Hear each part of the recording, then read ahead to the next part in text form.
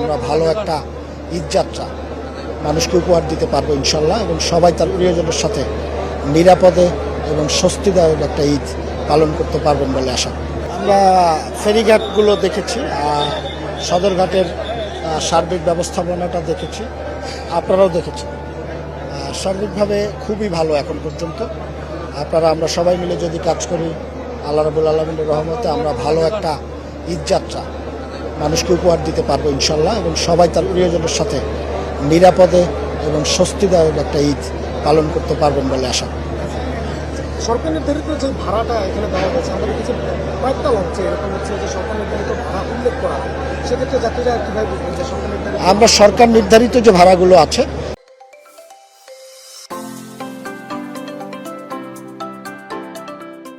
তার থেকে প্রায় 10% ভাড়া কম নিচ্ছে লঞ্চ মালিকরা। সরকার এবং আমাদের আহ্বানে সাড়া দিয়ে তারা এটিতে রাজি হয়েছেন, আমরা এই জন্য তাদেরকে সাধুবাদ জানিয়েছি।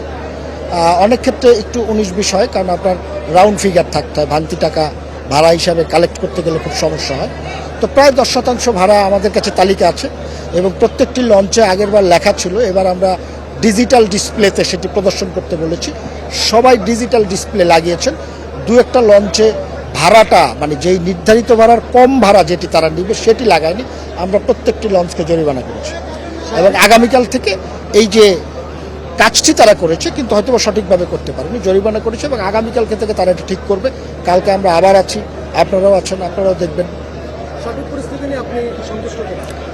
এখানে সন্তুষ্টি অসন্তুষ্টির বিষয় না, এই মুহূর্তে আপনার সন্তুষ্টি প্রকাশ করারও কিছু নেই। এখানে দায়িত্বের বিষয়, রাষ্ট্রের দায়িত্ব, সরকারের দায়িত্ব।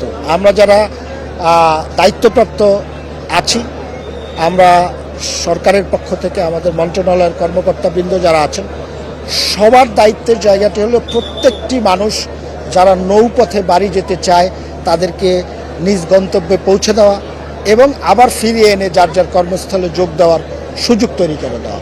সেই কাজটি যখন শেষ হবে তখন সন্তুষ্ট অসন্তুষ্টির বিষয় আসবে। এই মুহূর্তে সন্তোষ প্রকাশ করা বা অসন্তুষ্ট হওয়ার মতো কিছু নেই। তবে আমরা যে ব্যবস্থাপনাগুলো নিয়েছি সেই প্রত্যেকটি ব্যবস্থাপনা ভালোভাবে ফাংশন করছে, এবং সেইখানে কোনো ব্যত্যয় হচ্ছে কিনা বা ত্রুটি বিচ্যুতি থাকছে কিনা সেই জন্য আমরা সকাল থেকে রাত পর্যন্ত আপনাদের সাথে কাজ করে যাচ্ছি, যেন কোথাও কোনো অব্যবস্থাপনা বা অনিয়ম না থাকে। Thank you.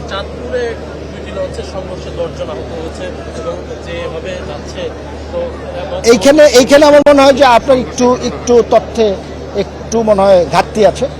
বিষয়টি হলো ওইখানে প্রচণ্ড ঝড় চলছিল, লঞ্চটি যখন পল্টুনে ভিড়তে গিয়েছে তখন ব্যালেন্স করতে না পারার ফলে লঞ্চটি একদিকে কাত হয়ে গিয়েছে। তো আল্লাহ রাব্বুল আলামিনের রহমতে বড় কোনো দুর্ঘটনা ঘটেনি, সবাই নিরাপদে হুড়োহুড়ি করে নামতে গিয়ে ব্যথা পেয়েছে কয়েকজন লোক, তারাও সবাই সুস্থ আছে, কেউ গুরুতর কোনো অসুস্থ এরকম নেই, হয়তোবা মানে সুস্থ হয়ে যাবে আমরা আশা করছি।